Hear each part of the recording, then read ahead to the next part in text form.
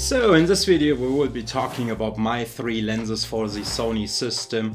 After 8 months of use, I think I figured out a decent setup which covers pretty much every single subject you would like to shoot, such as like portraits, landscape, street photography or anything down the line. 3 lenses, that's probably all you need. So without further saying, let's dive into it. Let's start off with one of the most used lenses I own at the moment, and this is the 24-105 f4 G Master lens. This lens is actually way better than I expected it to be. The 24-105 sold as a kit lens with the Sony Alpha 7 Mark IV in a kit, and I think this lens is fantastic. You got a nice wide zoom range of 24mm up to 105mm. 24, 35, 50, 70, 105, which covers pretty much a wide range of focal lengths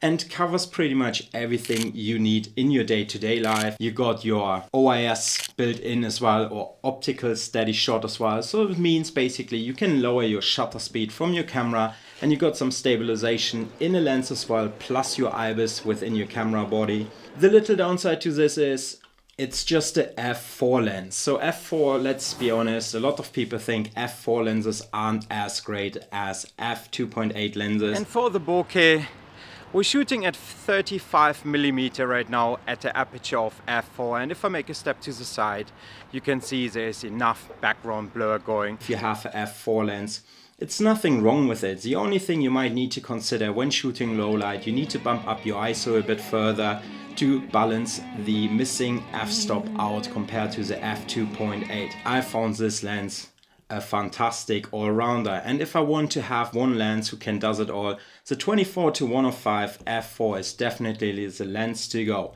I like to take this lens with me when I go out and I'm not sure what I want to shoot, or just go for a weekend trip. Then this is the lens I definitely would crop first choice, because it covers all my focal lengths as well, such as like a 35mm, 80mm, 90mm. You got everything basically in one lens. The lens is also weather resistant, so you don't need to worry if it's a bit raining or a bit foggy or a bit moist. So you got a good all-rounder lens. Great sharpness from corner to corner as well. And I'm quite enjoying this lens also for some home studio work at the moment when shooting portraits. It gives me a lot of flexibility. I can go nice and wide to get some full body shots, but also I can zoom into 105mm and get a nice compression as well. f4, as I mentioned, personally speaking, for me, not a big downside. Sometimes, if it would has been an f2.8 is fantastic, but generally speaking, having an f4 lens is nothing wrong with it. What happens if you step down your lens? You increase your sharpness, you increase your contrast. So sometimes picking up an f4 lens secondhand, it will be also cheaper than an f2.8 lens. There are always downsides and benefits to each lens, but overall speaking, the 24-105 is pretty much a good all-rounder workhorse. Whatever you want to do, if you start off in a Sony system, then a 24-105 is definitely a lens to be considered. My second lens stays glued onto my Sony Alpha 7 Mark IV, probably to 95% of the time, and that's a Sigma 16mm up to 28mm f2.8 wide angle lens. This lens is fantastic. It's lightweight, weather resistant, internal zoom, got a wide aperture of f2.8. What else can you ask for? So overall, the Sigma 16 to 28mm is my main workhorse when it comes down to filming. The autofocus is fantastic. As you can see, I'm staying nice in focus. My hand is in focus, back to my face. Autofocus from a Sigma 16mm up to 28mm is fantastic. You got a nice corner sharpness from corner to corner as well. Wide aperture, which will benefit you when you shoot low light stuff. 16mm goes nice and wide. 28mm is close enough to your 35mm focal length, so you even can shoot portraits with a Sigma 16mm up to 28mm. But also it's lightweight, it's fantastic to throw it onto a gimbal, to use it for some gimbal work. With the screw-in mount for a filter on a wide angle lens is another benefit. So you can screw on a variable ND filter onto the Sigma lens and without seeing any sort of black corner darkness from a filter itself. So overall, the Sigma 16mm up to 28mm is a fantastic lens if you're looking for a wide angle lens for your Sony system. However, a little downside is that you're missing out on 7mm compared to the 16 to 35mm G Master lens.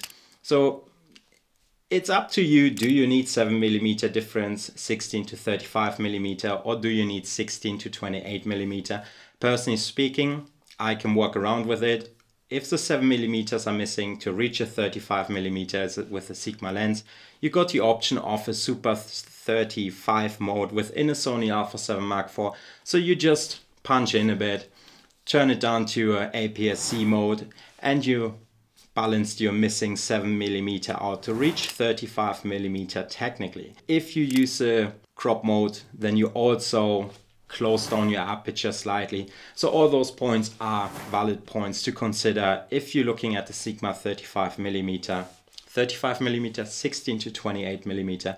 However, for the price tag of just below £1,000, a nice wide angle lens, 16mm up to 28mm, f2.8 aperture, you can screw on filters without seeing black corner darkness from a filter itself, lightweight, internal zoom, great for gimbal work. It's a lot packed into the 16 to 28mm from a Sigma lens, so definitely worth checking out if you're looking for a wide angle lens. Coming down to my last lens, which I own for the Sony system, and this is the original Sony 85mm f1.8.